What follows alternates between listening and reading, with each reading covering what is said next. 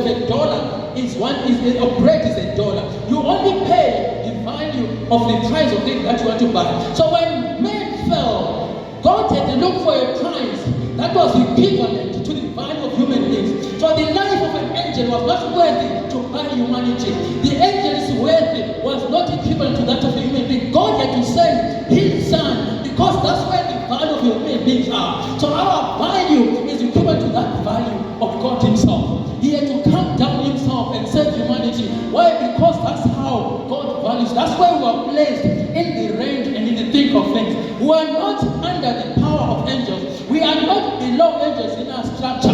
It is God and us. And the Bible says actually angels are our servants. But we worship angels. I don't know why. Angels are servants that are meant to minister for you. Angels are supposed to be sent around to work for you. Angels are supposed to do things for you. You are created in the image of God. And you have the image of God in you. When